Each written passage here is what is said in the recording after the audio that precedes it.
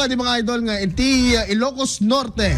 Basar iti report ni Apo Police Brigadier General Dindo Reyes ken kastapay Apo ken ni Apo Police Colonel Jomar Labiano ket bima bakano eri 20% agadi bilang iti krimen iti probinsya na dati crime rate tayo bima bakano 20%. Iti man tinggan ti report manipod tinamotoy biyang mga idol. IFM News. IFM News. IFM News. Police Report.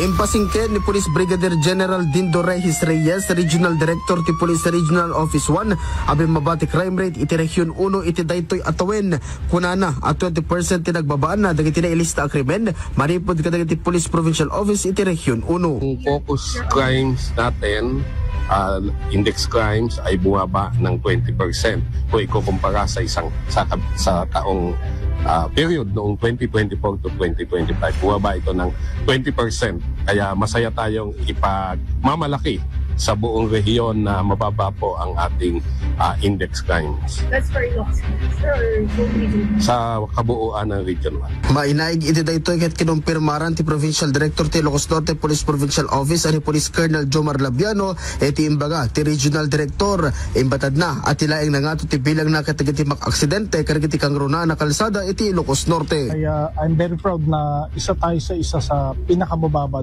dito sa buong Region 1. Ang crime rate sa Ilocos Norte as usual, alam niyo na yung vehicular traffic incident doon sa luang from Badok to Pagudpud, yun lamang yung medyo crucial na alam niyo kasi pag December tourist is fluctuating sa local tourist saka international tourist pumupunta sa norte. That indicates yung economic movement na kakambal niya yung progress at saka yung public safety and security. Nupay kastaket kalikagom ti INPP Oken Pro 1 ang mapababapay ti bilang dagiti krimen sakbay nga agudo iti tawen 2025. Para iti IFM News ay Dolores Martinez, Totok Aremen. IFM News.